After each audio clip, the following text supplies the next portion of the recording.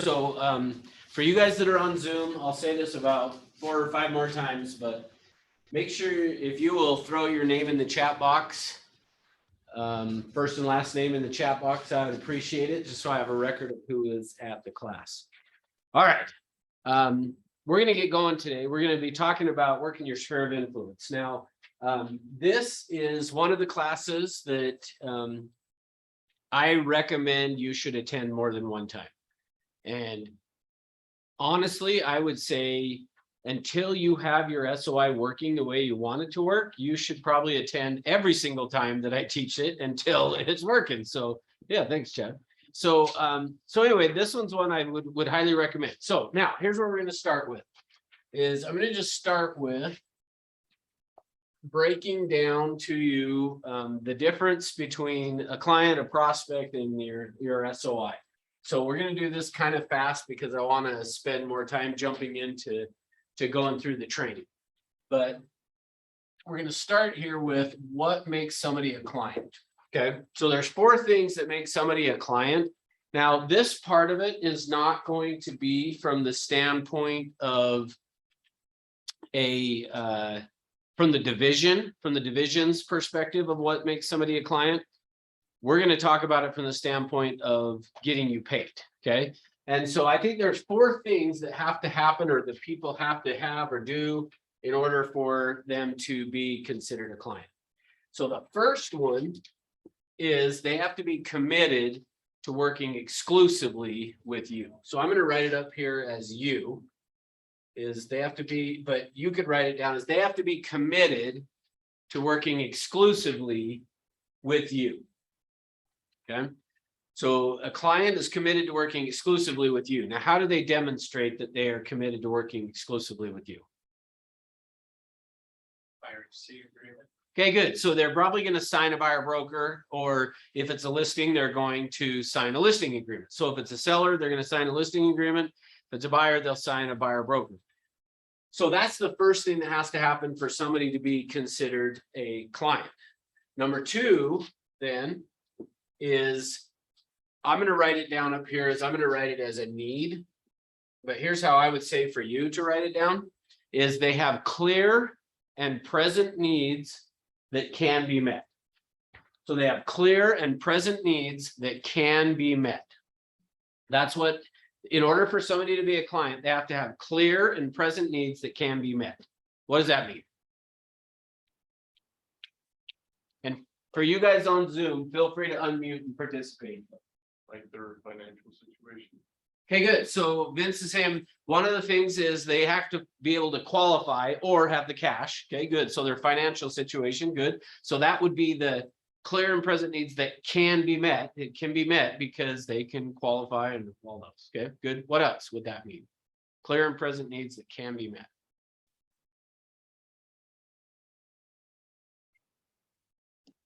Reasonable expectations. Okay, good. Perfect. Thank you. Yes. So that next piece of that is going to be they have the clear and present needs is like it's reasonable, it exists, it's out there, it's a property they could find. If it's a buyer, if it's a seller, that they're reasonable in what they would want to sell the property for. So that's clear and present needs that can be met. Okay. Number 3 that makes somebody a client. And again, just a reminder, we're going quickly through clients. We'll talk about prospects, and then we're going to jump in and we'll spend the rest of the time talking about your SOI. But number 3, the third thing then is that they have to be committed to buying or selling now. So for me, the definition of now doesn't mean tomorrow morning at 9 o'clock. For me, the definition of they have to be committed to buying or selling now just means that if in the instance of a buyer, what they're looking for comes on the market and it meets everything that they had up here in these clear and present needs that can be met, they'll pull the trigger. Somebody that were to say, well, I got to wait till school gets out, next year. Well, that's not now. Okay, so now just means when we find that property, or if it's a seller and we get an offer in of the clear and present needs that can be met, that they'll act on. They're not going to say, okay, well, that's great, but now I need to wait. Okay. Kind of their motivation. And then what? Kind of like. Yeah, their motivation. Yes, exactly right. What their motivation is. And then the last one is they have to be tethered.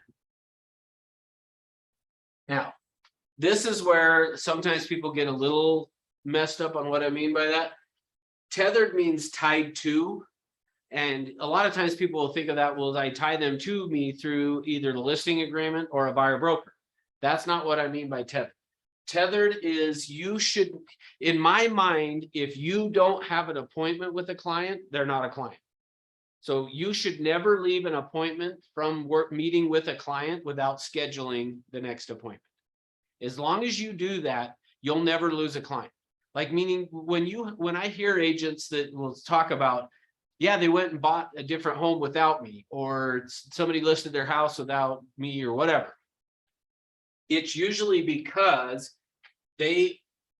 you think they're committed to working exclusively with you, but you don't have an agreement.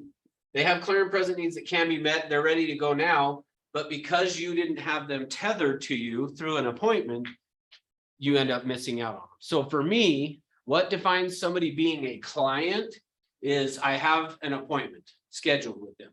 And anytime I go meet with that person, I'm going to schedule the next appointment. And it doesn't have to be for next week necessarily, but maybe if I go list somebody's property, before I leave, I'm going to schedule an appointment to come back in 3 to 4 weeks. In the event we haven't gotten the property sold, we need to meet up. We need to do an update on what's gone on in the market. We need to talk about our pricing strategy and how we're going to handle that. So don't ever leave an appointment with a client without scheduling the next appointment. All right, so that's clients. Next, let's talk about prospects.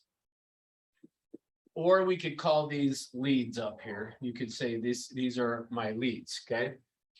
So what makes someone a prospect is that they are deficient in one or more of these. Either they're not committed to working exclusively with you, they don't have clear and present needs that can be met, or they're not ready to go now, or you don't have an appointment. So think of the management of the client is through the appointment, the tethered.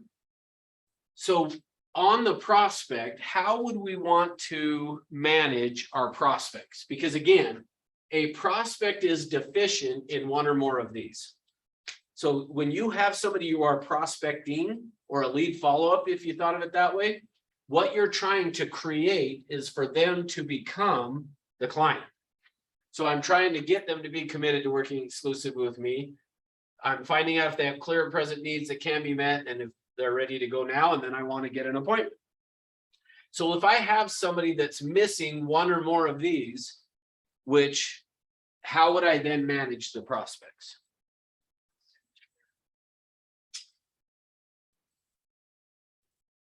Constant communication, Okay, good. So when you say constant, how often? like once a day, give them a call, or like send them a text, email. Okay, so good. I would say, here's what I would say is you need to contact them. So it's under contact. So the way you're going to manage prospects or leads is contact one time per week, at least once a week. So at minimum once a week, depending on the lead, it might be daily, but at least once a week until they become a client, or until they come over here to what we're going to talk about with SOI, or you drop them. Okay. So think of it that way. The whole idea of prospecting, the reason we prospect is we are trying to get people to become a client. So we're trying to find out, will they be committed to working exclusively with you? Do they have clear and present needs that can be met? Are they ready to go now? And then if so, then let's get an appointment. If I don't have the appointment, I'm going to follow up every week until I get it, or until I figure out they're not really ready to do it now, that maybe it's going to be 4 months, 5 months, a year, whatever. Then I'm going to move them over here to this category, which I call suspects, but really just your SOI. Okay. So what we're going to spend now the rest of this time talking about is, so how do I work with this group of people? Okay. But I always want to make sure that you're clear on, like, the idea of all of this is in our prospecting is to get clients clearly, and so we can get paid. But along the way, you're going to have prospects that you're going to have to stay in touch with weekly until they do become that.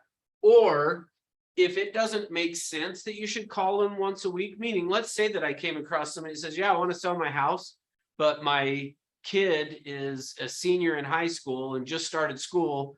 And so now I'm going to work with them, or we're going to sell once they graduate from high school, but that's next summer.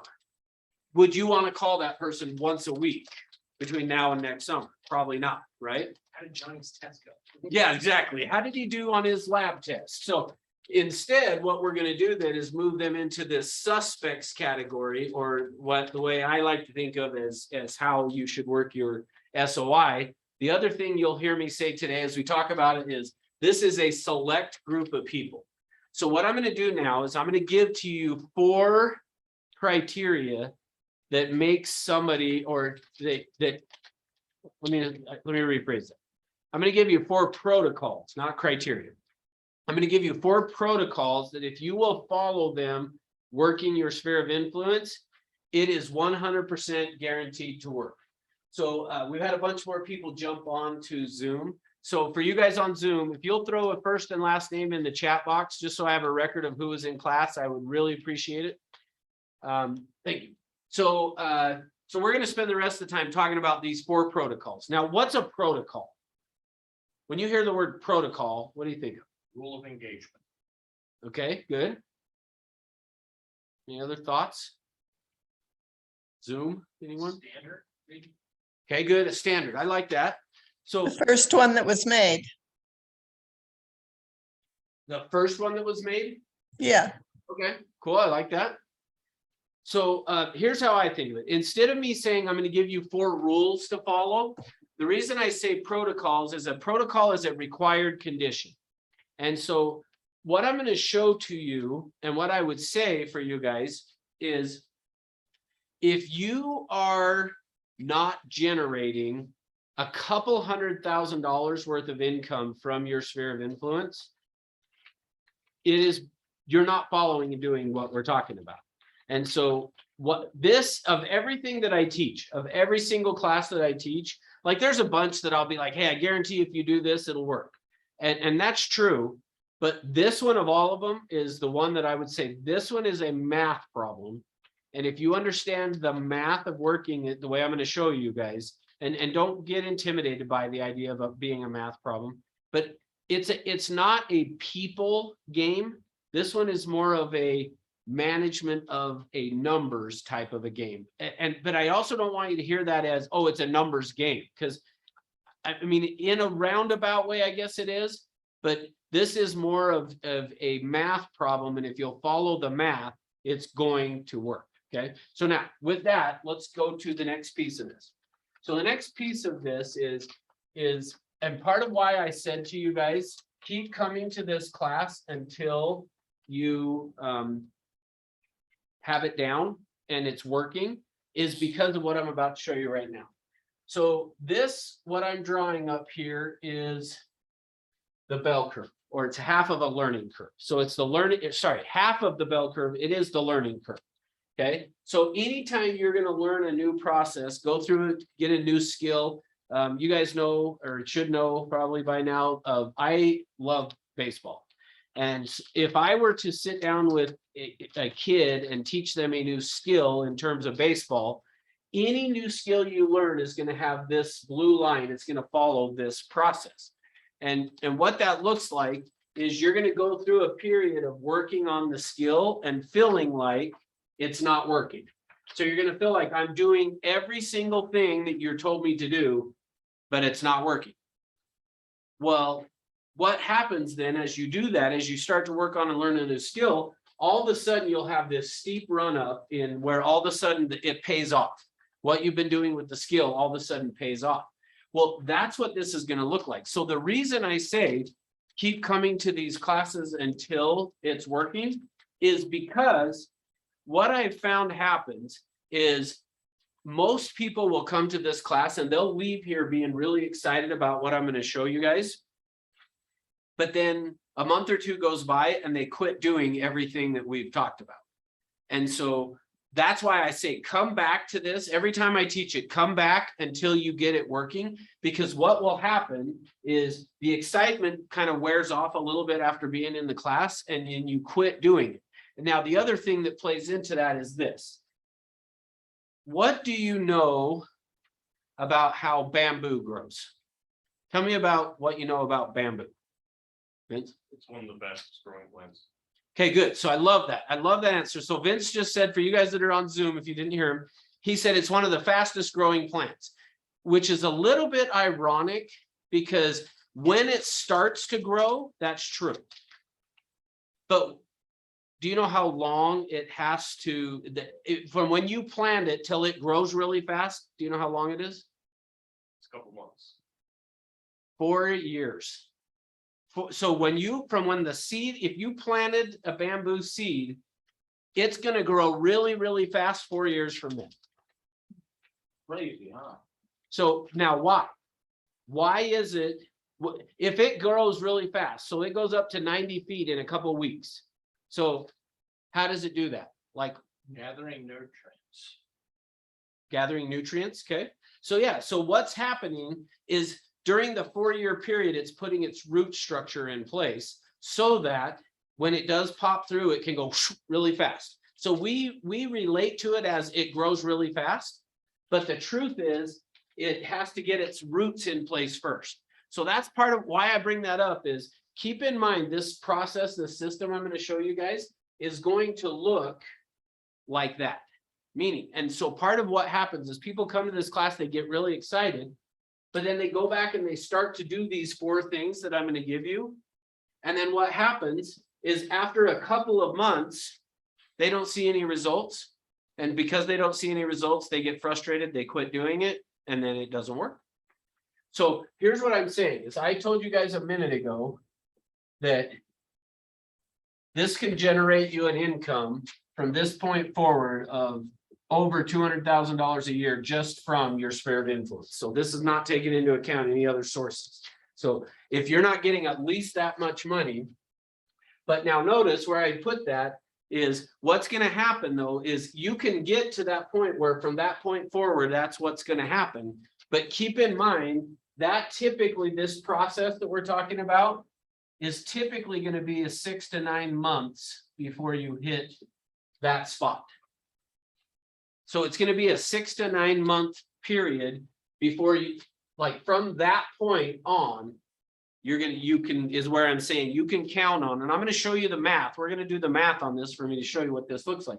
But from that point on, you can count on over a $200,000 a year income just from your sphere of influence because of following the math. But keep in mind, it's going to take 6 to 9 months to get you to there. And the reason why I say actually 6 to 9 months is it kind of depends on who you're putting in there as to if it's going to be 6 months or 9 months. But you'll start to see success from it sooner than 6 to 9 months. But after 6 to 9 months is when you should start to really see things start to churn. Okay. So keep in mind, though, that if that's true, what's going to happen the first 3 to 4 or 5 months? Much. Yeah, it's going to feel like It will depend on what you do.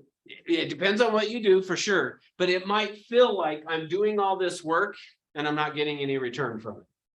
And like I said, just the reason I bring that up is don't get frustrated if that happens, because that's part of what's going to look like. But then when it goes fast. So just kind of keep in mind when it does go, it's going to go fast. All right. So now with that, I've got a video I'm going to show you guys real quick. Will you put the screen down? So I got a video I want to show you real quick because I've said now a number of times it's a math problem. So let me show you. I got a math video I'm going to show you real quick here. So grab the Magnets. All right, so for you guys on Zoom, I'll share my screen so you can see it here.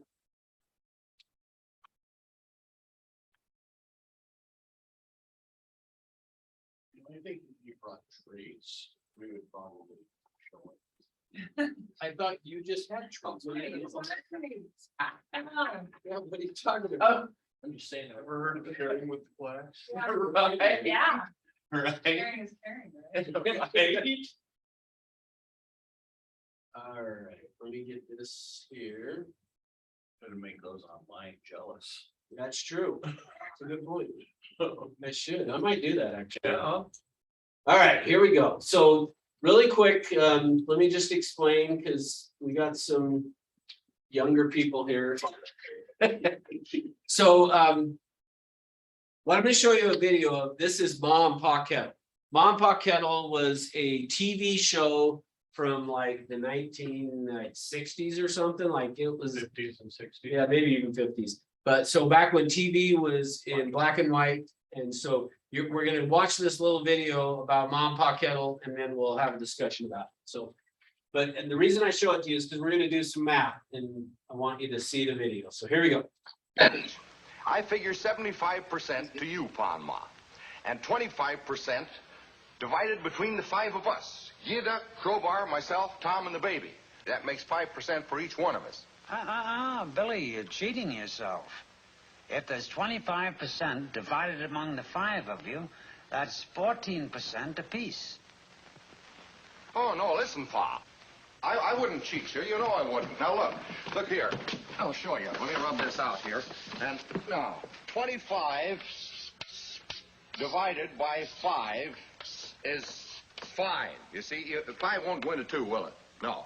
But 5 goes into 25 5 times, you see? No, you're wrong, Billy. Now, I'm a pretty good mathematician.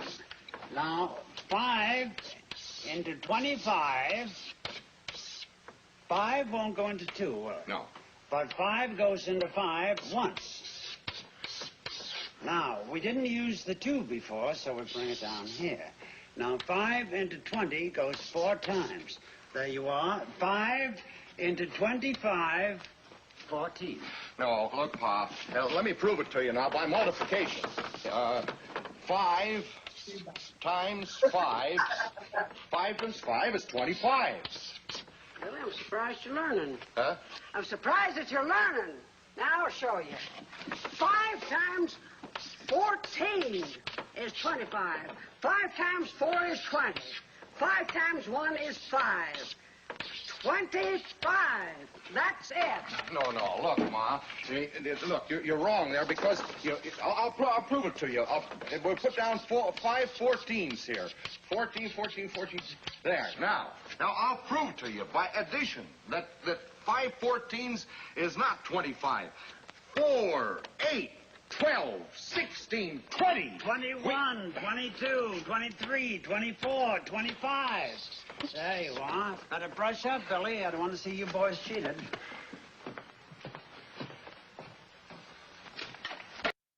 All right. That's so funny. I'm glad Rick's here because nobody else laughed. Okay, thanks. Right. All right, I can see Lisa smiling online, so that's good. laughing. All right. I don't know how many brain cells I lost, but I know I lost Yeah. 1 or 2. You know what? I don't know how many brain cells I lost, but I lost 1 or 2. From that, okay. All right, so here's the thing. The reason I show you that video is you'll see here in just a second. But we're not going to be doing Ma and Pa Kettle math, even though it might feel like I do it at one point. But it'll make sense once I do it. Okay, so here's the thing. The main thing I want you to recognize and understand from this is in real estate, it is not uncommon for people to want to try to sell you something. Like, I'm sure you guys are not surprised at that. Like, you're constantly getting phone calls from people trying to sell you the next latest and greatest thing, that if you buy this, you won't have to prospect ever again because you signed up for this system. You'll never have to prospect. I want to be really clear. There is no such thing as a magic bean. There's no silver bullet. There is nothing that in this business that you're going to get that you can sign up for that's going to be like, if you do this, you'll never have to work and you'll make tons and tons of money. Okay. Just know when people call you and tell you how great this thing is going to be and it's only X number of dollars, just know there's no magic bullet. There's no, or magic bean. There's no silver bullet. It's just going to take plain old work. Okay. No. So with that in mind, like, just know, even though I'm talking about this is going to be work, not difficult work, but it's going to be work that you have to do in order to see this success. So we're going to start now on the first protocol. Okay. So protocol number 1 of this process that we're going to talk about is, the first thing is you have to work this as a closed system. Okay, now I'll say more about that in just a second. But you've got to approach working your sphere of influence as it is a closed system. Now, here's what that looks like. So if I were to take a map and I just drew a circle on a map. So if I grabbed a map, I drew a big circle on the map, and it would have to be pretty large of a circle to get that. What percentage of the people on that map, if I drew a circle, are going to be moving in the next year? Any ideas? Chad's like, let me check my notes.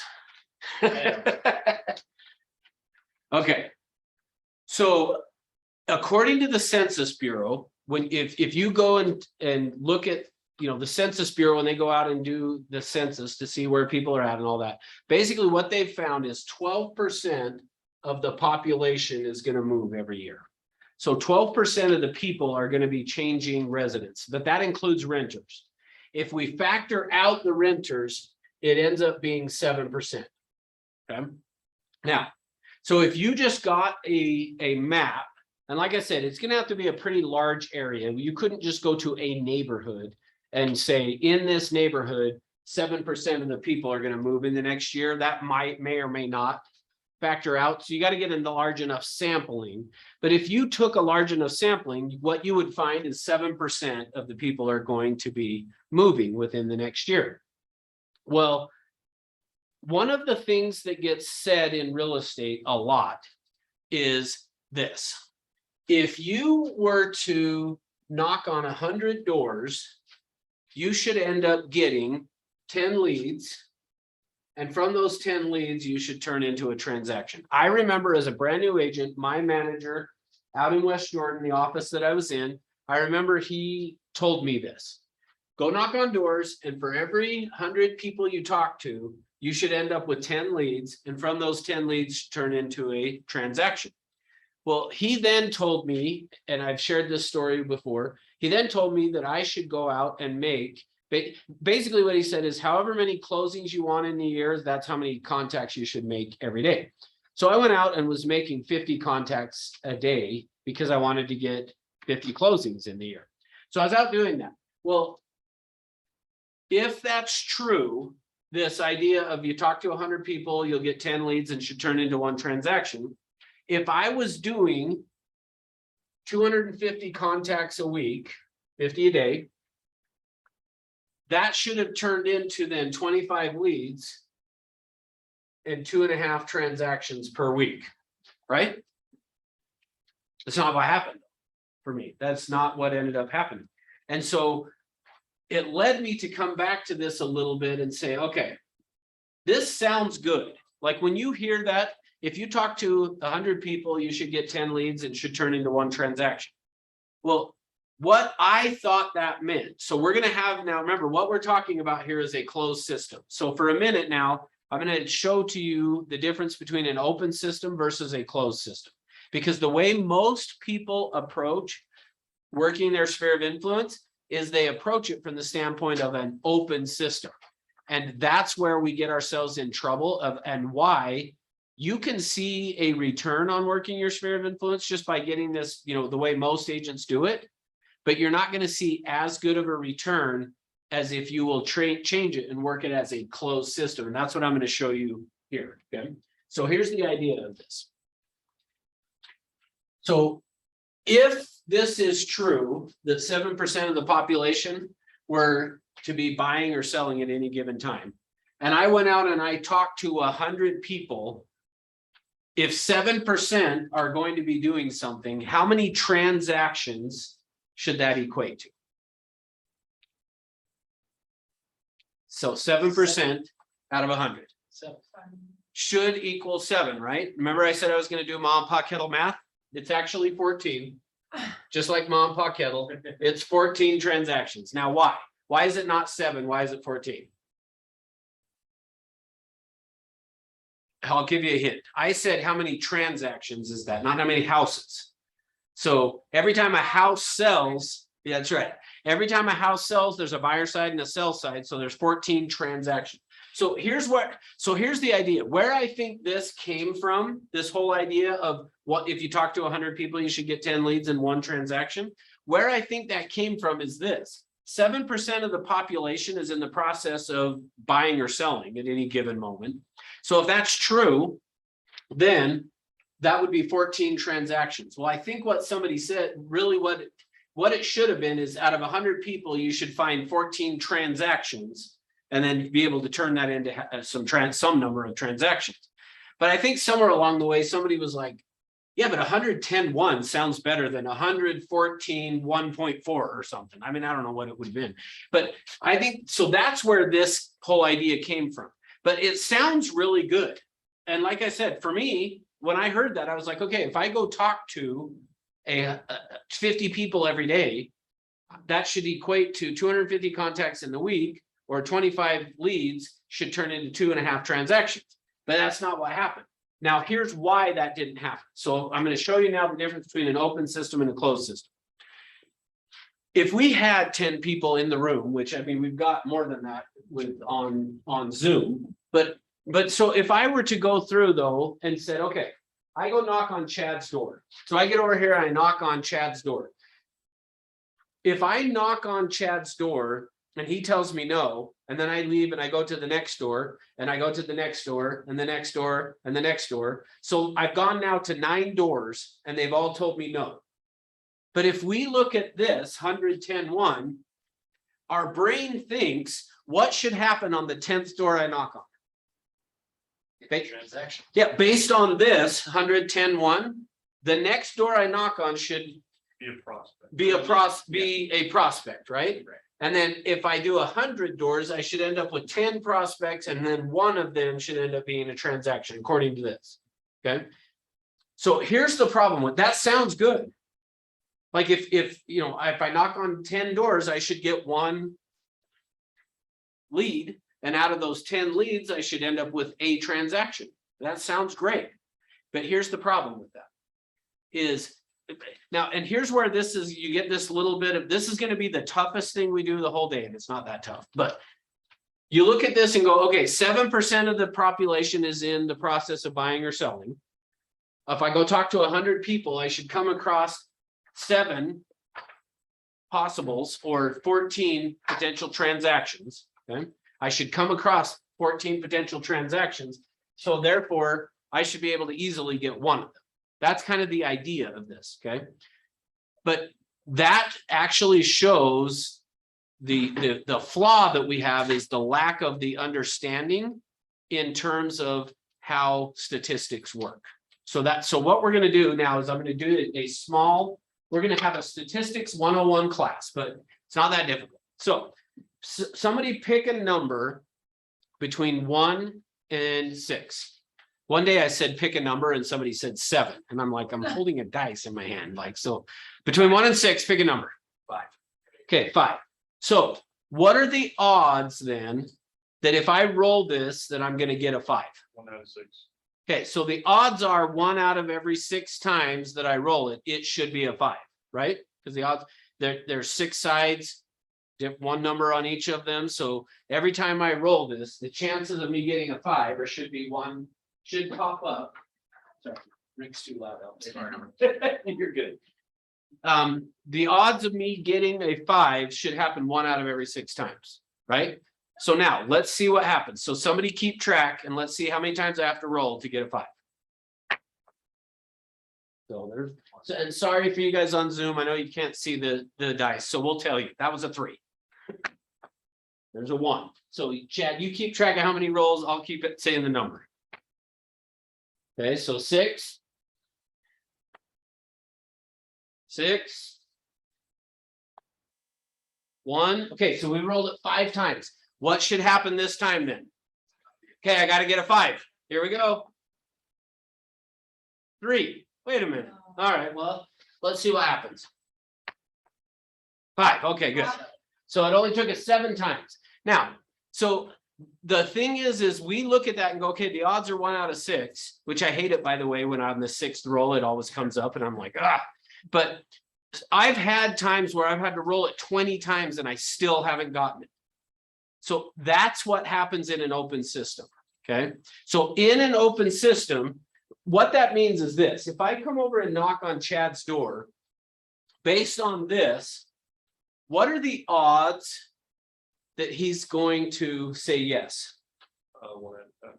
Okay, so probably said a little different, you're right, but it's, the odds are 9 to 1. So it's 1 out of 10, but that would be the odds being 9 to 1. But here's the thing, so it's 1 out of 9, 1 to 9 that he's gonna say yes. So what does that really mean though? The odds are 9 times better. This is gonna sound like I'm being negative for a minute, but I'm really not. I just wanna make sure you guys understand how this works. What it means is if I knock on his door, the odds are 9 times greater that he's gonna say no than that he's gonna say yes. Okay, that's what that means. When we say 1 out of 10, really what we're saying is when I knock on his door, the odds are 9 times better that he's gonna say no than that he's gonna say yes. So I go knock on his door and he says no. Shouldn't be surprised because the odds are 9 to 1 against me. So I go to his next door neighbor's house and I knock on the door. What are the odds now? Same thing. See, we think it's going to be 8, but in actuality, what are the odds when I'm going to get a 5? 1 out of 6. Now what? So if I roll it again, what are the odds? See, they don't get better. Oh, of course, then I have to roll a 5. So, but here's the thing. In an open system, this is the key thing. In an open system, the odds do not get better based on the number of times you do it. So what I mean by that is, so I go knock on Chad's door, the odds are 9 to 1 against me. When I go to his next door neighbor's house, the odds are what? Still 9 to 1. What about when I get to home number 10? What are the odds? And the thing is, the odds never get better. In an open system, the odds never get better, which, by the way, is why Vegas works. The whole thing that makes Vegas work is they understand odds. They understand that they only need the odds slightly in their favor, and then they win. The only thing that hurts Vegas is what? Pandemics. Yeah, why? People don't go. Because nobody shows up. As long as people show up and put money down on the table or in a machine, they're going to win because the odds are in their favor. They understand in an open system that each of the games have different odds and they have them set in their favor. So as long as money's going in the machine or on the table, the odds are in their favor. They're going to come out ahead. So they don't care when somebody hits a jackpot and wins a ton of money. In fact, it's a good thing because it gets more people to put, the more money that gets put in, the more money they're going to make. So that's an open system. Now let's talk about a closed system. So now watch this. We're going to do the same thing, only this time we're going to change the rules. This time, because it's my game, now don't go try this in Vegas. You'll end up dead in the desert somewhere. But because this is my game, I can do this, okay? So I'm going to do the same thing. We're going to roll, but this time, Chad, every time I roll, if it's not a 5, then I'm going to put one of these stickers on it. Then after that, if I roll it and a sticker shows up, I get a free throw. So the rules of the game are changed now. We're changing this from an open system to being a closed system. In a closed system, I get to, and because it's my game, I get to decide the rules. So I'm going to roll. We're going to see how many times I have to roll it now to get a 5. But keep in mind, if I roll it and a sticker shows up, it doesn't count. But if there's no sticker and it's not a 5, it counts. Okay, so now let's see what happens. I know. Okay, so it's a 4. So now I'm going to take a green sticker here. We'll put it on here. Now let's do it again. 2, okay. You're keeping track? Okay. So we've rolled it twice. Once was a 4, now it's a 2. So there's stickers on the 2 and the 4. So there's the 6.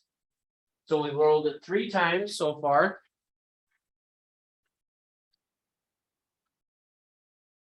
There's the 3. I hate it when it does this way too, but it works. And I cover them all up and then it comes up, but that's all right.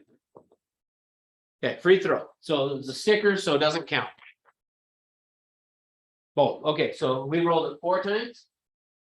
That, Because the sticker. And One, is that two, five? three, Yeah. four. No, that was the fifth time. Okay, so we rolled it 5 times to get a 5. So now we're gonna do it again, though. Same rules, stickers are still on.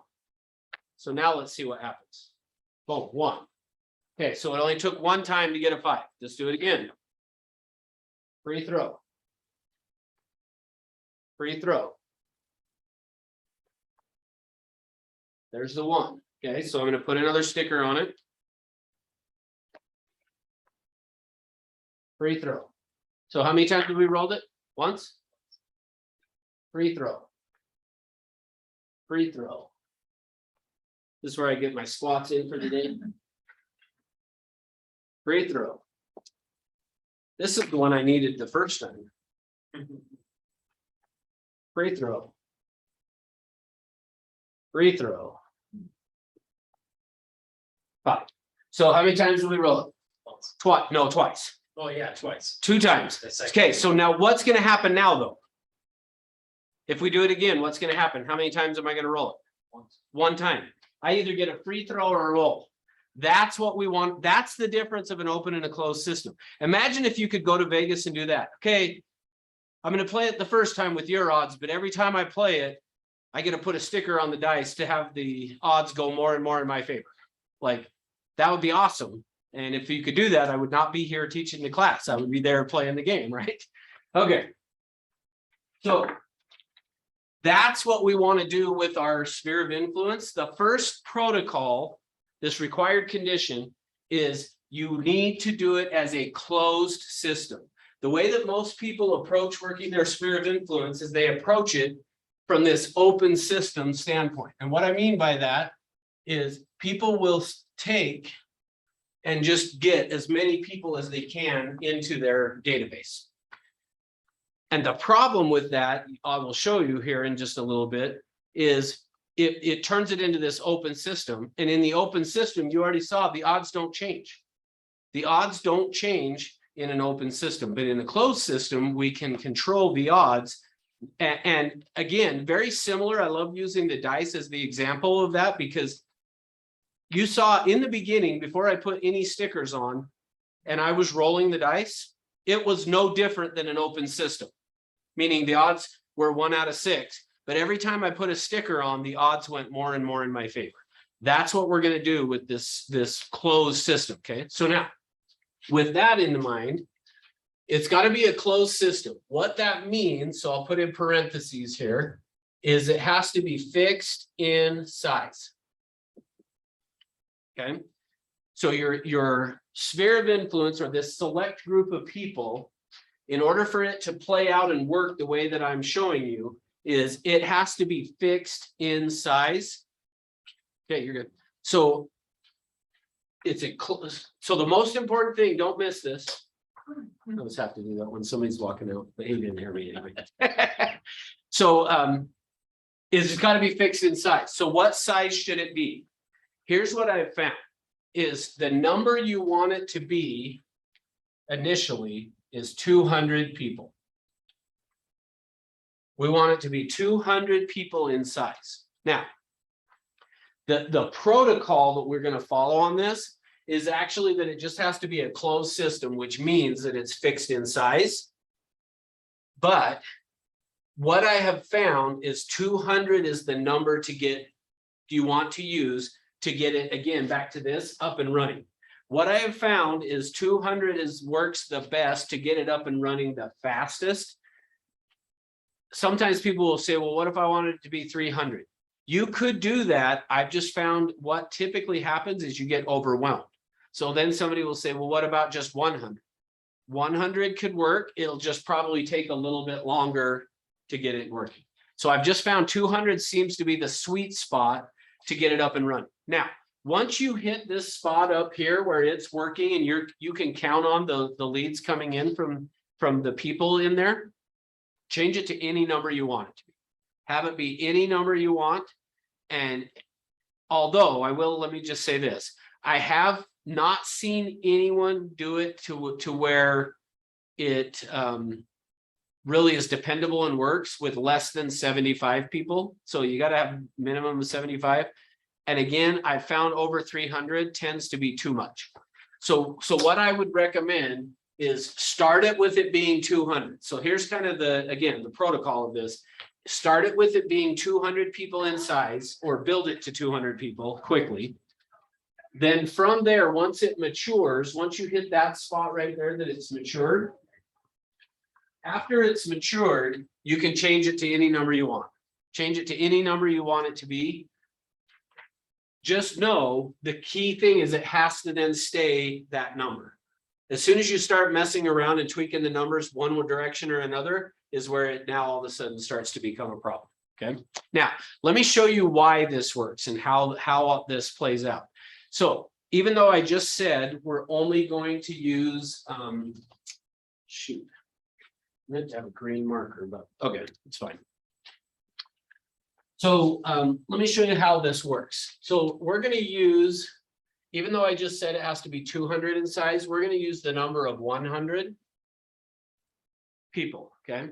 So we're going to assume that we have got a database that's got 100 people. Now, the only reason I'm using 100 now instead of the 200 is just it's going to make the math easier for you guys to see how this all works.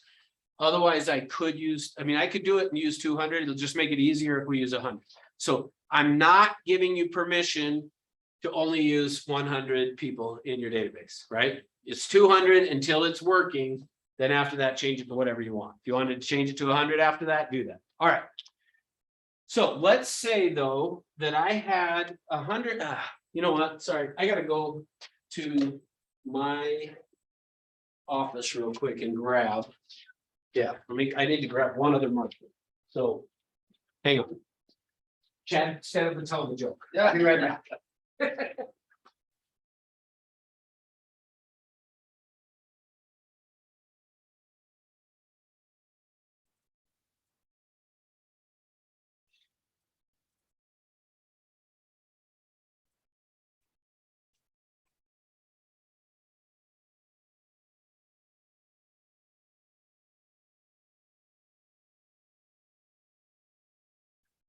All right, apparently he didn't tell you a joke. All right, so we're going to now with this 100 people, we're going to take a look at this 100 people and we're going to classify them as either red or green. Okay, so let me define what that looks like. So out of the 100 people that you have in there, we're going to say, for the sake of just cuz right now, we're going to say 50 of them are green and 50 are red. So now let me define what that means.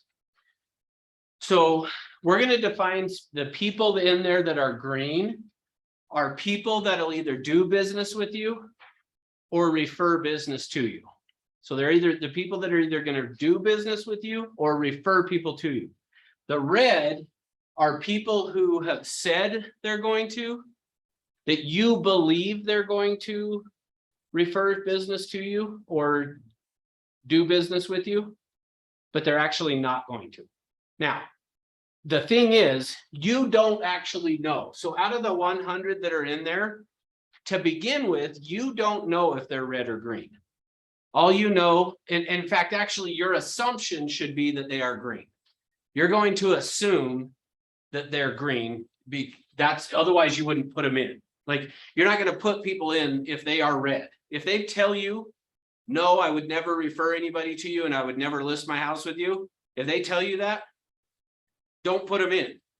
But one of the things that you will learn in this process is it is easy to get people to lie. It's hard to get people to tell the truth. Okay? So it's easy to get people to lie to you. It's harder to get them to tell you the truth. And so because of that, you're going to have people that say, yes, I would use you for real estate, but they're actually not going to. And so those people are red. Okay. So we're going to say out of the 100 people we have in there, 50 are green or 50 are red. Now, again, remember, if we went back to just the general population and we were to use that of 7% kind of a thing, basically what we would be saying in that scenario is out of 100 people, 93 are red and 7 are green. So if we just took that general population, that's kind of what we're saying. And I'm just saying, let's assume ours is at 50-50. And again, we could start it actually at 93 and 7 to where I have 100 people in there, 93 are red and 7 are green. And it would still show you this. It would just take longer for me to do the math. So I'm just going to start it at 50-50 just so that you can see the math. Does that make sense? Okay. All right. So let's say then, and let me come back to this real quick. Part of the process of you getting this to be matured to this point here is going to entail you adding people to this to get to the 200. I usually say if you'll add 10 a week, just add 10 people to this database every week, which would mean starting out, you're just calling the people that are in your phone that are your friends or family, and you're calling them and going to be asking them for permission, which actually, so let's do that real quick. So number 2 protocol of this, remember I told you I'm going to give you 4 protocols. Number 2 is going to be permission. Every one of these 200 people, you need to have permission.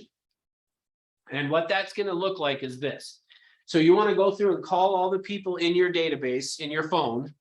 If you have not done it yet, go through your phone and you're going to call every person that's in your phone and you're going to say,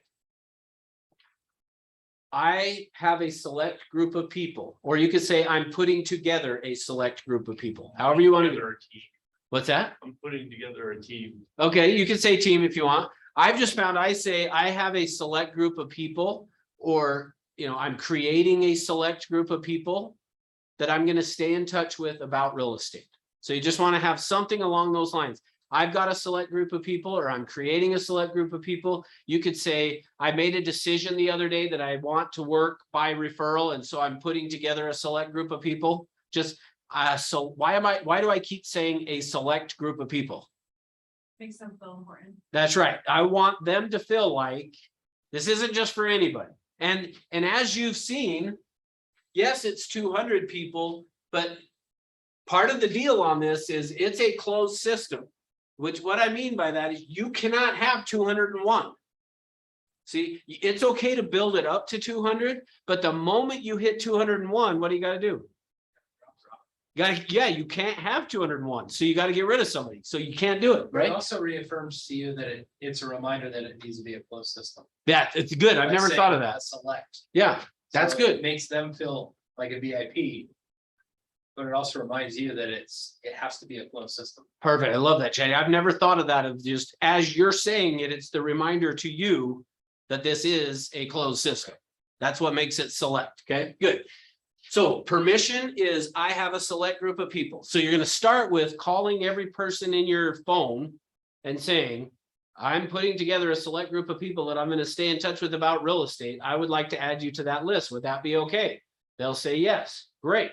Then you're going to add them to the list. So now let's say I go out knocking on doors tomorrow, today, whenever. I'm out knocking on doors. I come across somebody and they say, we've thought about it. We don't know, maybe down the road, somebody that you're not going to probably get an appointment with to go help them right then. Then I'm going to say, well, I have a select group of people that I stay in touch with about real estate. I would like to add you to that list. Would that be okay? They'll say yes. Great. I'm going to add you to the list. I just need to get your email address and a phone number. Now, and I'll come back and we'll talk more about that. Okay. So permission. So what I'm saying here on this, you should be, again, until it's mature, until you've hit this spot, you should be adding 10 people per week to this database. Okay. So you're going to add 10 people through getting permission. So all 200 people, I need permission from them. The way most agents do this is they just go throw people into like Moxie Works or whatever, put in their address, put in their phone number, and then they start mailing to them. Like that's not what we're doing here. You have to have permission. Call and get permission. Now I'll explain why a little bit more later. Okay, so let's say that I'm now at 200 though, but I'm only at 50-50. And my definition on this, if we went back to just the general population again, remember I said it's 7% or 93 to 7. When you hit this point of working your sphere of influence, doing what we're talking about, basically once you hit 60% of the people being green, meaning they'll either do business with you or refer people to you, Once you hit 67 or 60% of that green, that's where I would say it's now mature and you can count on a good income just from these people referring to you, okay? So until I'm there, which I'm not there at this point, right? I've got to keep adding 10 people every week, okay? So now let's say I go out prospecting, whatever it is. I go out and knock on doors, since that's what I said. I pick up 10 leads. From those 10 leads, how many should we say are going to end up being green, meaning that in the next year, they'll either do business with me or refer somebody to me? And I'm not looking for a specific answer, just what number should, although don't say one, don't do the 110-1 thing, because I mean, it will work. We could do it, but again, we'll have to keep doing this problem over and over and over again. So, but I also don't want you to say, let's say 10, like, let's go, and 5 will throw it off too. So give me a number that's not 1, not 10 or 5. 3. I know that sounded, okay, 3. Let's do 3. That's works. So, and I also like to use a smaller number just because then people typically will buy into a little bit more that if you got 10 leads from door knocking, it's possible that 3 of them will do something real estate related. Okay. All right. So I add 3 that are green. Now that means I also added 7 that were red. But now keep in mind, sometimes people get lost a little bit on this. And so I'm just going to say it again, and I apologize that I'm saying it again. If you know they're red, you're not going to add them. But people lie. People are going to tell you, yes, I will refer somebody to you, and then they're not going to. Now, why? Why do they do that? Why would somebody, if I'm knocking on the door and said, hey, you know, if you had a real estate need, would you use me? Why would they say yes, and then they're really not going to? So usually more. Good. Part of it is just to get you off the doorstep, because if you're a good salesperson, you're not taking no for an answer. And so therefore they say yes to get you to leave the door, right? So that's part of where you're going to have people that you add that said, yes, you could stay in touch with me about real estate. And yes, I would use you if I decided to, but they're really not going to. Now, here's the problem though. Of those 10, we don't know which ones were red and we don't know which ones were green until when? They do something with you. Yeah, down the road, either the reds either quit responding, not talking to you, whatever, tell you leave me alone, or the greens actually go, yeah, let's go get approved, or let's come list my house, whatever it is. Like down the road, you're going to figure that out. But at the day we get permission from them, we don't know which one is green and which one's red. We're just, for the sake of cuz, saying right here that I had a crystal ball that I could look into the future and see that's what was going to happen. Okay. All right. Now, but here's the problem. So we now have how many people in our database? 110. Well, what's the protocol? Closed system. And in this case, our closed system number is 100. Again, just for the sake of what we're doing right now, it should be 200, but for the sake of what we're doing now, I can't have 110. So what do I got to do?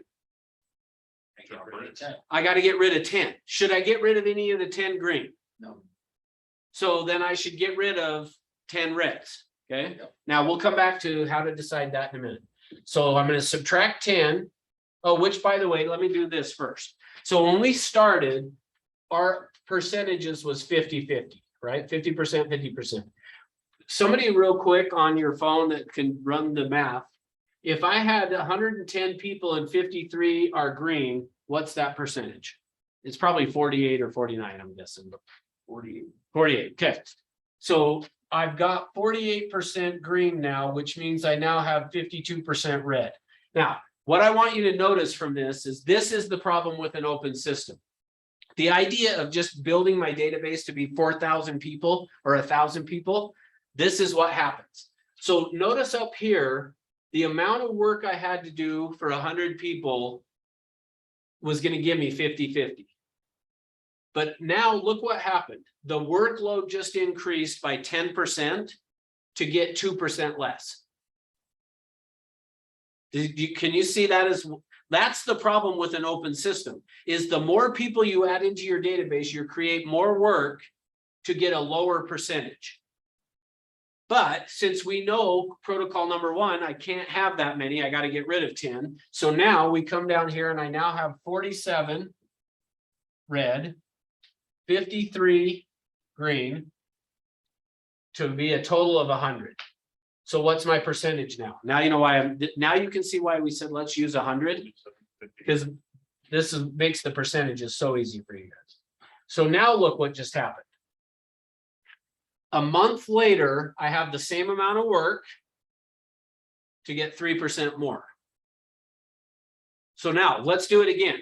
So the next month goes by, only this time, let's do it reverse. This time I ended up with 7 red, just for whatever reason it happened that I lucked into 7 people that were going to be really solid. Okay. And 3 that ended up being red. Okay, so I end up with 50 red, 60 green, or 110 again, which we already know I can't do that because protocol number one says I can't. So now I'm got to get rid of 10. So I subtract 10 red. And again, we'll come back to that in just a second. So now look what happened. I still have 100 people, and look what my percentage did. Just went up to 60%, 50. What's going to happen if every month I keep doing that? Or yeah, sorry, 40. Thank you. What's going to happen? 100 on the green. Yeah, if month after month I just kept doing that. Now, here's the thing. Actually, you'll probably never hit the 100. But it should head that direction. I probably won't ever actually end up at 100. And the reason I probably won't end up at 100 is because somewhere along the way, these people that are in here, some of these green even. So let me give you actually a quick example. I have had 2 times that I've taught this class that I brought up, and I haven't brought it up yet, but there's a lady that I trained in this by the name of Tonya Messina.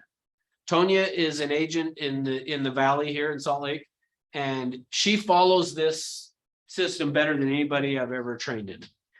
But I've had 2 times where in class I brought up her name and somebody's been like, hey, I was one of her people that was in that database.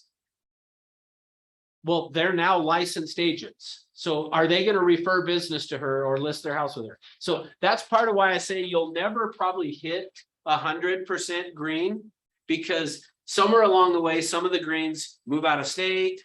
They go get their real estate license. Heaven forbid they die. Like, just, you're probably never going to get to 100, but you're going to try to get to 100. But notice, if I kept doing this, if just month after month, all you did was add 10 people to your database and get rid of the ones that are red. Now, so let's go to that. So how do we know who the reds are? So that's the next thing. So, but first, part of how we're going to know who the reds are is protocol number 3. So part of figuring out who the reds are is protocol number 3. And number 3 is you need to have contact with this group of 200 people 1 time per month. So 1 time by email or mail, you can do either one or a combination, and personal contact. So you've got to have contact with these people once a month, email or mail, and once a month personal contact. So either in-person contact or talking to them, or once you have permission, could even be a text message that you're shooting them a text message. Okay. But you have to contact these people 1 time per month. Now, so let's talk for a quick second on that. In terms of the email or mail, what would be really good to send to them? Something of value. Okay, good. So like what?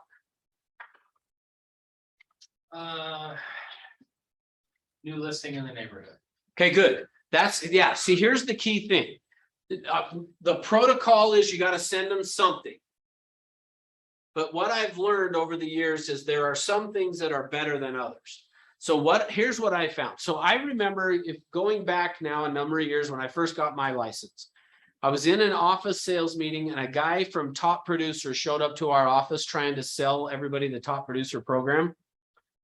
And I remember he said this: I am going to give to you the best marketing idea for your sphere of influence, and not one of you is going to do it. Well, I'm the type of person that when he said that, I was like, okay, this guy travels the whole country trying to sell this, or at least the Western United States, trying to sell this program. He's in real estate offices every single day. He's attending sales meetings where they're talking about stuff every day. And I was like, if he's showing up telling me what he's about to say, here's the best idea I've ever heard for working your sphere of influence, I was like, I'm doing it. I don't care what he says next, I am doing it.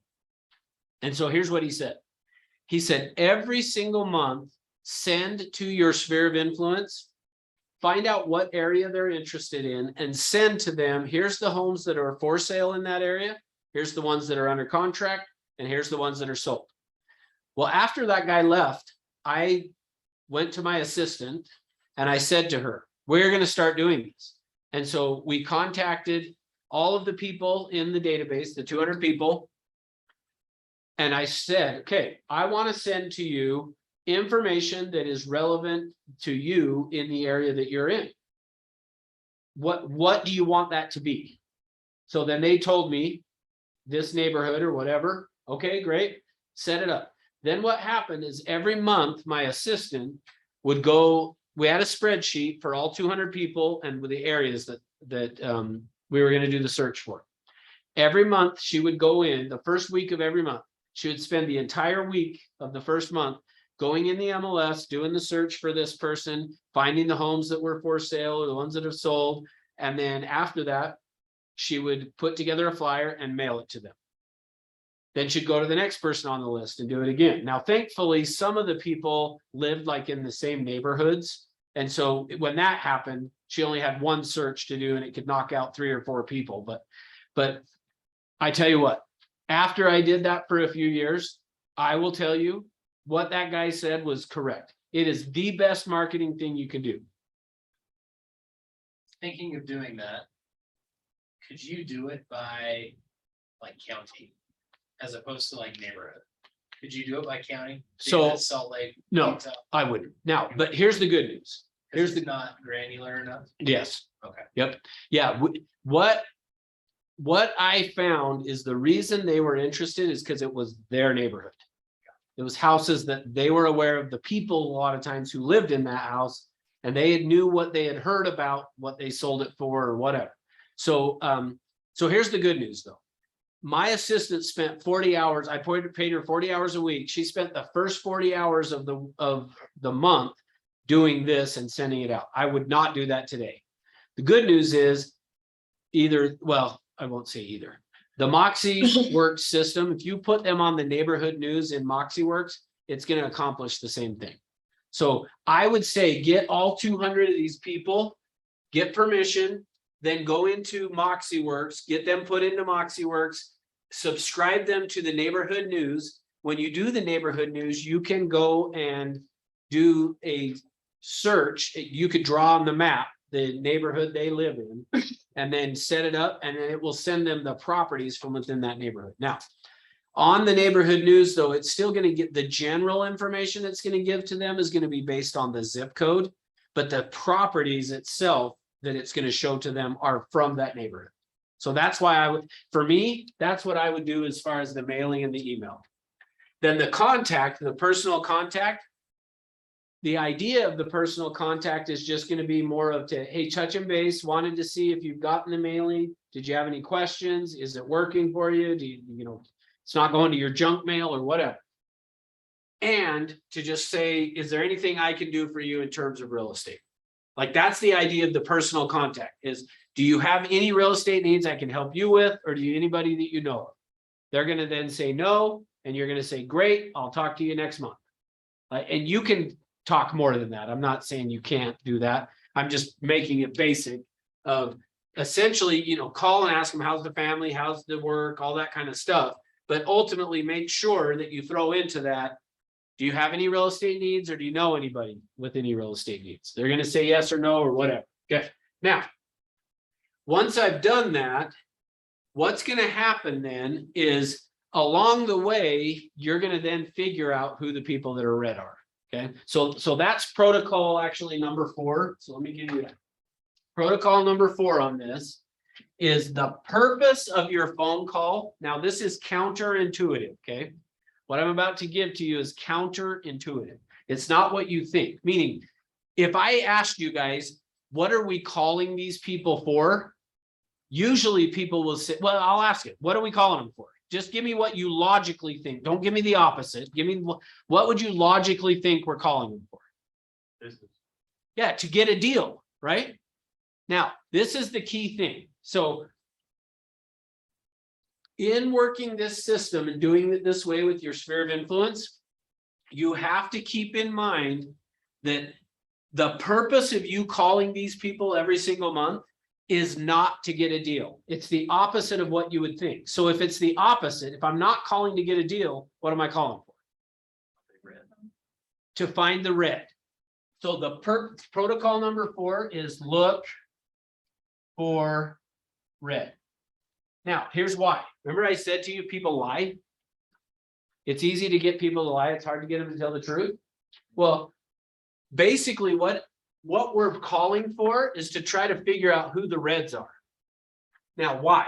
Why am I calling to get red and not calling trying to find the green? Why am I not trying to figure out who's going to do business? I want to put a sticker on the dice. Okay, good. Yes. Yeah, that is right. Yeah, you want Is I want to put a sticker on so I can get rid of the people who aren't. So, but why am I not looking for the green then?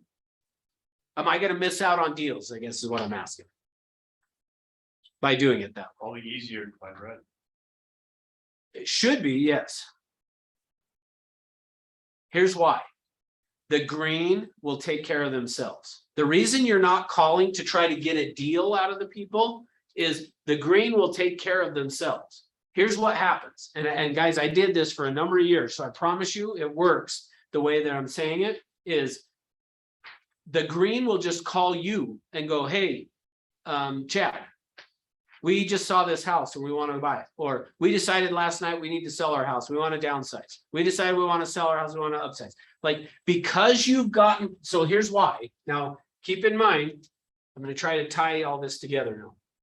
I'm calling and getting permission. So part of the permission could be even if you had a real estate need, who would you call? They say, well, you, or they say, I don't know. Great. I'm putting together a select group of people that I'm going to stay in touch with. Now that I've gotten permission, I start to send them information. I start sending them, here's what's going on in the market in your area. What it starts to create into them, you're the market expert. You're the one who knows what's going on in their area. You're constantly sending them properties, all that kind of stuff. It creates that so that now when it comes time that they have a real estate need, what's going to happen is they're automatically going to call you. Now, so now let me go back to this. I said it's going to take 6 to 9 months before it really takes off. The reason that's going to take 6 to 9 months is because when you call these people once a month, what happens is you call them and the shelf life of that phone call is about 2 seconds. Meaning, you call them and go, do you have any real estate needs I can help you with? No. Do you know of anybody? No. Okay, bye. Click. They turn around and they start talking to their neighbor that they were already out working in the yard when you called, and the neighbor, and they turn around to the neighbor and they go, okay, so you were going to sell your house when? Like, that's how long the shelf life of those first phone calls last. And so the reason it typically is going to take 6 to 9 months is it's going to take you sending the mailing or email, either way, and occasionally do just a mailing to them. But it's going to take that and the phone call, to where this is what happens is I had this happen many, many times. I'd call somebody up and I'd be like, hey, just checking in to see if you got the mailing. Yep. Did you have any questions on it? No. Anything I can help you with in real estate? Nope. Do you know of anybody thinking of buying or selling? Nope. Okay, bye. Click. Next day, they call me up. Russ, I don't know why I didn't think of this yesterday when you called me. I got this guy at work that we've been talking about it. He's been telling me for the past few weeks he's going to sell his house. I totally forgot that I was supposed to tell him to call and talk to you. But today when I got to work, he brought it up again and I was like, oh, you got to talk to Russ. So what happens is the more times you stay in touch with these people and send it to them, it increases the shelf life of them remembering. So like I still have to, I have not worked this system this way. I'm telling you guys to do it. I have not done it for the last 10 years. But I still, 10 years later, the people who I had in there, like when they think real estate, they still will call me and go, hey, Russ, we need to sell our house, or we want to buy another investment property, or whatever it is. They will just automatically, because I built the shelf life to last long enough. Does that make sense? So part of what we're doing with this, and part of why this takes a little while to ramp up, is because the shelf life of the phone call doesn't last that long to begin with. But over time, you're building that to where that phone call will last for a month. And eventually you'll get to the point where you've done it enough that, yeah, it'll probably last forever. You're their agent, kind of a thing. Okay. All right. So when I Just call, had that happened to me the other day. oh, did you? Yeah, well, for the negative. Oh, Like it was a lead okay. and like I could tell through the course of the phone call, very established lead, they're qualified, they're looking for an investment property. And he said, hey, you know, to be honest with you, like, I'm gonna be using another agent. I've used her for years. Blah, blah, blah, blah, blah. And you can tell it's a very seasoned relationship. Yep. Yeah. So, great. You know, wish you the best of luck. In the event that that doesn't work out. Give I'd me, love to yeah, help out. absolutely. Yeah, but you're right on. Is we want to, on the other end, create that type of a relationship so that people are saying that to the other agents. So nope, I already got an agent that I work with. Good. Okay, so you're calling looking for the red. So how do you know then? How do we know that they're red when we call? The easy one is, Ghosting, yeah, they go, don't ever call me again. What'd you say? or like ghosting, just not. Oh, yeah. Okay, good. So let's do that one. So I call up, and now remember, because I have permission, I could leave a message or I could send a text, whatever. So yeah, I try to contact them. I get no response. Well, because I've got no response, there's kind of the first clue that maybe they're red. So what I'm saying is, don't just, if they don't respond the first time, don't assume, oh, they're red. But let's say I call again or text again the next month. Hey, this is Russ, just checking in to see if you had any real estate needs I could help you with. No response. So then for me, again, back to, I like baseball. So I kind of like using the 3 strikes you're out thing. So on that third phone call or text, whatever it is, hey, this is Russ.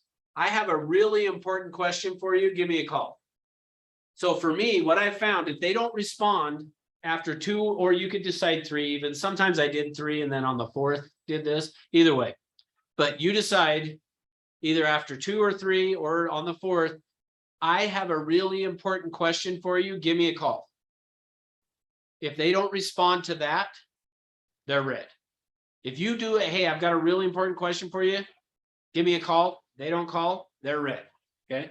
So that's how I would decide if they're red. Now, what if they do call and say, yeah, what was your question, Delaney? Improvise. Okay, well, Can't what hear call do you mean? flow. Well, if they call back, then So they call back and say, Chad, you said you had a really important question for me. yeah, I'm just curious. I was wondering if you had any real estate needs that I could help you out with? No. Okay, do you have anyone, are you aware of anyone, neighbors, friends Cool. that might have any real estate needs? Okay, good. So here's how I like to do it. And I think what you said is great. I like to approach it back to just reestablishing permission. So basically, I'm going to go back to, are you still okay? So if you called me, so do it to me. You call me back. So you just called me. Hey, Russ, you had a really important question. Yeah. Hey, Russ, it's Chad Keeper. You said I got your voicemail. You said you had a really important question. Yeah. I just wanted to check in and make sure, are you still okay with me staying in touch with you about real estate? Yeah. Okay, great. I just hadn't heard back from you. And that's not a problem that I haven't heard back. It probably just meant you didn't have any real estate needs. Yeah.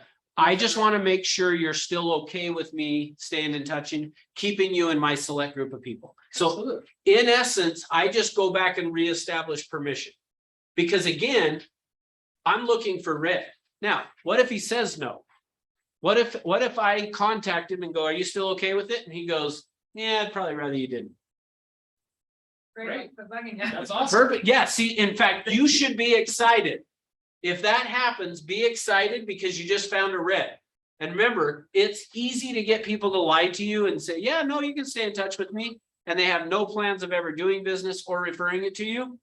Therefore, I want to try to find the red. So I'm just, when they call back, I'm going right at it. I'm not trying to get a deal. I'm going to just say, hey, are you still okay with it? So he says yes. Then I probably would say this. So Chad, if you ever decide you're not okay with it, just let me know. Because the last thing I want to do is be bugging you. So you good? Great. So, all right. How else am I going to know they're red? They died. They die. If they die, they're red. Yes. How else? They don't respond. They don't respond, or they tell you I listed my house with somebody else. They're red. Like you drive by their house and you see a for sale sign out front. Now, good news is if you're doing this, that shouldn't happen, but they would be red. Like ultimately, so keep in mind when you call, if you sense any type of like hesitancy, immediately tackle it and just say, Chad, hey, I just want to make sure you're still okay with me staying in touch with you and giving you information about real estate and all that kind of stuff. Yeah, absolutely. Okay, great. Because if not, if you ever feel like you're not interested, just let me know. I don't want to bug you. Okay, great. Like that's the difference. If I'm calling looking for green, I don't want to hear take me off your list. But if I'm calling looking for red, now don't convince them to be red either, by the way. They're like, don't go, you don't want me to do this anymore, do you? Like you don't want to do that. But I do want to say like, hey, are you finding value in it? Because if you're not, like, just let me know. I don't want to be bugging you. Like, so don't convince them to be red, but give them the opportunity to be red. Make sense? All right. What questions? Like any questions or about this? Well, anything. Yeah, sure. So. I feel like a lot of like my age is all about texting or social media. So I think it'd be weird if I just called somebody up out of my contact list that I haven't talked to in like 10 years. Okay, you know. They may be excited to hear you. Am I? So, yeah, but that's where I would say, once you get permission, text is fine. You know, sending them a text every month, once you've gotten Like- permission. Like even before permission. Do you think I could do that through like texting or voice clipping or something? Yep. Yeah. Yeah, I would do, yes, I think you could just say, I'm putting together a select group of people, wanted to add you to the list, wanted to know if that's okay. Just give them a reason. Yep. Mhm. It's the reason that's the trigger. Yeah. That makes it easy. Yeah, for sure. Also the like. Facebook, you know, when special occasions happen. Yeah. Happy That's a birthday. trigger for you. Knowing, I know it's your birthday today. Hey, I just want to call and wish you happy birthday, you know, like, Yeah. you know what I'm saying?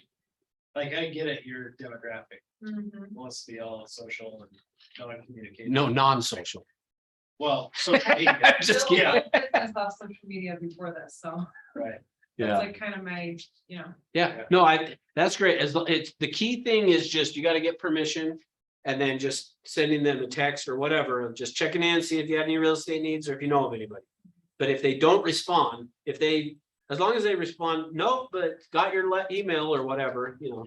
If you're always putting out their value, high value, I mean, you're gonna snag whoever. It's just gonna be easier if they know you.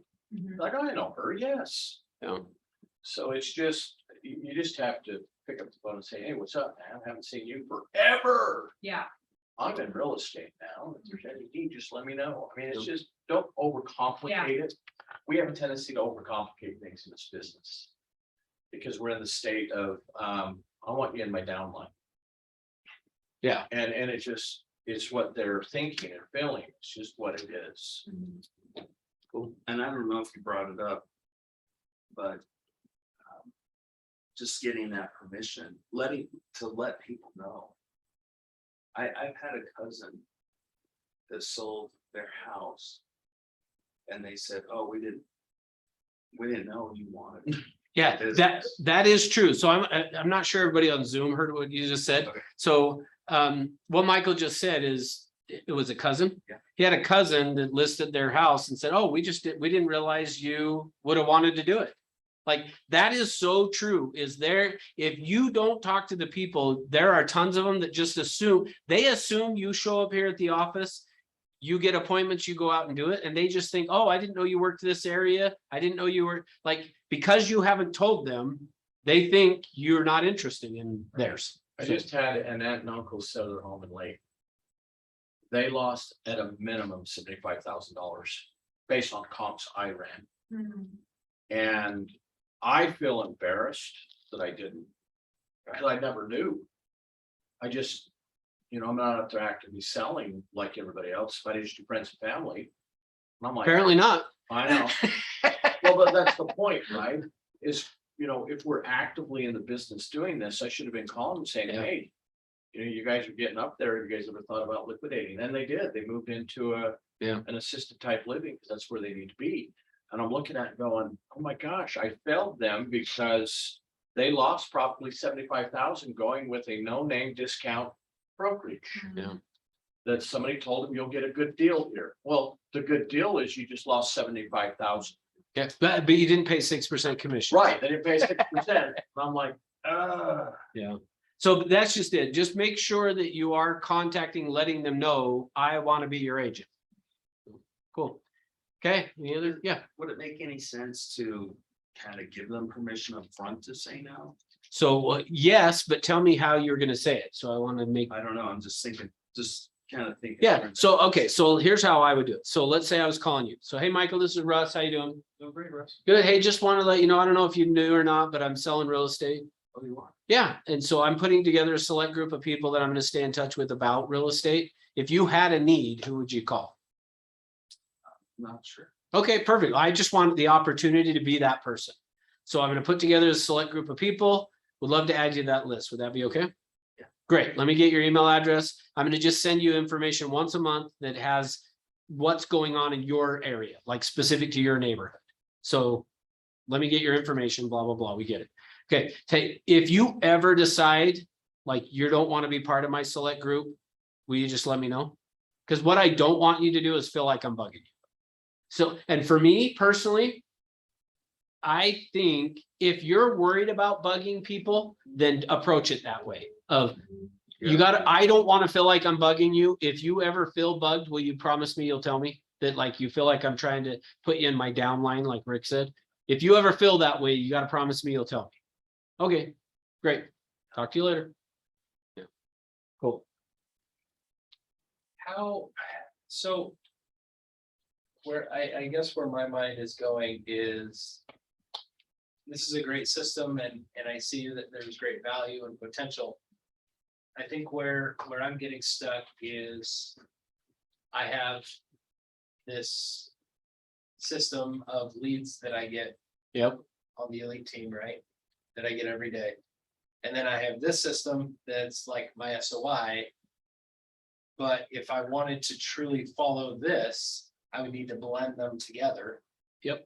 So that I'm only working on a Well, closed system. Oh, great question. Yes. So hold on. Let me, finish them. I'll make sure. I match. So that I'm working on a closed system. So I guess my question would be, this is Pro Agents that we're using. This is just like an Excel spreadsheet that I'm keeping tabs on or record of. What would be the best way to blend that? Okay, good. Yes. So think of it this way is this is going to be a funnel here. So basically what you're going to do is you're going to take your pro agent leads, Right. your, those, you're still call them every day like you were doing and put them on follow-ups and all that. But what you're looking for is from those, any of those people. So you're going to have your two. So let's call through all of the people in your friends and family, your phone. You've identified however many. Once you hit 200 people, then every one of those calls that you're doing off Pro Agent, follow the protocol Dave has for you. You're not going to stop that. Right. But what you're looking for is that particular lead better than any of the 200 you have? And if they are, then I've got a select group of people. I want to stay in touch with you once a month. I know you're not ready now, but you're going to be blah, blah, blah. I'm going to add you to the list. Then you'll kick out whoever was worse from your database. Might be your best friend from high school that is like, I'm never going to move. Okay. But here's the cool thing. The other thing we haven't really talked about on this as you go through and call about like your best friend from high school for 6 months or whatever, and then all of a sudden one of these other leads now becomes better than them. You kick out your best friend from high school, don't call them anymore. A year from now, they decide to sell, they're probably still calling you, right? So that's the cool thing about it. But yeah, that's how Or you I start to add people like you just closed on, right? Yep, yep, Like put them in and really start to, correct. Yep. even though they just bought with you, maybe you can get a referral. Yes, so that's the thing. I'm glad you brought that up. No matter what this funnel is, you're gonna kind of just be trying to add 10 people to the database every month. Now, eventually, once it matures, you won't maybe add 10 every month, but to begin with, you're trying to add 10 every month. And the source that they come from doesn't matter. Could be door knocking, could be for sale by owners, could be expireds, could be internet leads, whatever it is. Like, but just think of it as that's the funnel to coming into this, to where you either get them to become a client, you stay in touch with them weekly until they do, or you throw them over into this and essentially what you're just trying to get is 200 people, and especially the internet lead ones. That's another reason it's 6 to 9 months kind of a thing. But what should happen is those people will mature. I mean, I'm sure you have seen, and maybe you haven't yet, but I know you call through some of those internet leads that have signed up a year ago or 2 years ago, and they're like, oh, we already bought. Well, who didn't stay in touch then? Like, that's what ends up happening. So if you had 200 of those people and kept the 200 best of those, you'd kill it for sure. Thanks. I'm just trying to think about like what system Yeah. that I could use, because. So I put them into Moxie. Moxie works. Moxie Engage. So yeah, I would not do it in a spreadsheet. Put it into Moxie. Into Moxie Engage. Who did I learn more about that from? I just taught a class on Tuesday. I know. I'll help you. Yeah, I can help you. Thank you. Okay, what other questions? Yeah. Well, the thing that's helped other people on our team is understanding that this select 200 is your business. That's what your real estate business is. And so, like Russ said, you're trying to funnel in, feed everything in. Yeah, everything should revolve around Part that. of this select 200. Correct. And once I made that shift, it's Cool. That's awesome. Thanks for sharing them. No, I appreciate that. It's a good thought. Okay, any other questions? Any questions from Zoom? They just started dropping off instead, so. Okay, if you're on Zoom, if you had not put your name in the chat box, please do it just so that I have a record. Oh, maybe somebody threw a question in here. Oh, yeah, Josh got one. Let me see. Hang on. Oh, yeah, Josh asked to talk about a husband and a wife. Good. Yeah, so Josh, I would say one of two ways for me, Josh, how I did it is, and this varied depending on who it was, but I had some people that I did both the husband and the wife. Like for me, the mailing that I sent when I was doing like snail mail stuff, I just sent it to the family. But as far as the contacting, well, let me rephrase that. Doing it today, I would try to get both of their email addresses so that you're sending the neighborhood news to both of them.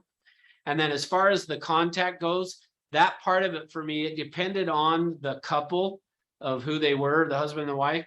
Some I would call both every month. Others, I only called the one. So I would say to some extent, just kind of figuring out what makes sense for that couple. Anyway, I don't know. I hope that makes sense, John. Is there a social media class that they do, or you do? Kind of shows how to brand and promote.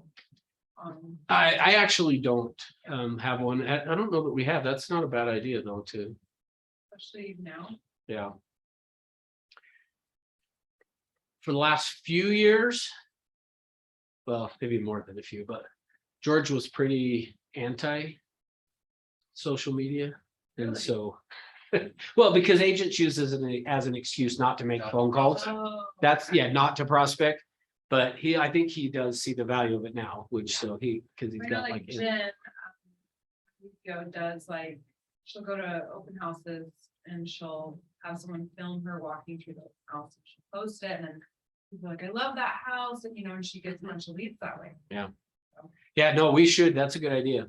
I think it'd be okay. There was a time though, like I say, I've been here 7 years now. There was a lot of that 7 years that if I did that, I would probably got fired, but I Yeah. think he's past that now. Right. So, Yeah, but yeah, no, I think definitely there's value in it. But It's- I think the point is it, are you actively working and seeking, or are you passively? Exactly. Just Still gotta be throwing- prospect. And we want to Still gotta promote act. the act, you still got to active, but for sure, so. Okay, well, thanks, everyone. Have a great day. Hopefully. it was- Thanks for asking. Thank you.